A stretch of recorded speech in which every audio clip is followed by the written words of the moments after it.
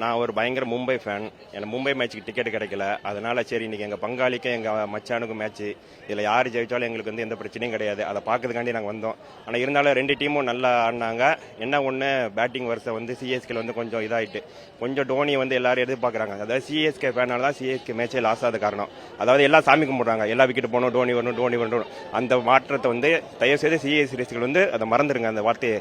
அதாவது ஒரு டீம் ஜெயிக்கணும்னா எல்லா பிளேயரும் வேணும். அந்த 11ல் உள்ள எல்லா பிளேயரும் விளையாடினா தான் நம்ம கப் ஜெயிக்க முடியும். நீங்கள் ஒரே பிளேயர் நம்பி இருக்கக்கூடாது. டோனி மார்க்கெட் நம்மளுக்கு ஒரு பிளேயர், ஒரு தலை. அந்த தலையை நம்ம எப்படி கொண்டாடணும், அதுக்கேற்ற மாதிரி கொண்டாடணும். எல்லாமே டோனினா அவர் மேலே ஃபுல் பாரத்தையும் போடக்கூடாது. 11 பேர் சேர்ந்தாதான் அந்த வெற்றிக்கான கோப்பை கிடைக்கும். நீங்கள் ஒரே ஆளை மட்டும் வா எல்லாரும் அவுட்டான்னு சொல்லிட்டு இருந்தீங்கன்னா அது ரொம்ப கஷ்டமாக இருக்குது.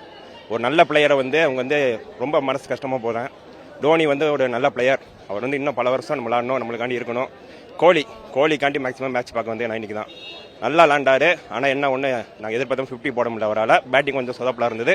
அது மாதிரி அவங்க கேப்டன் ஆர்சிபி கேப்டன் நல்லா விளாண்டு கொடுத்து ஜெயிக்க வச்சிட்டாரு.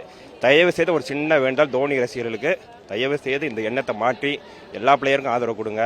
சிஎஸ்கே கப் அடிக்கும், எல்லா டீமும் கப் அடிக்கும். இதான். நன்றி, வணக்கம்.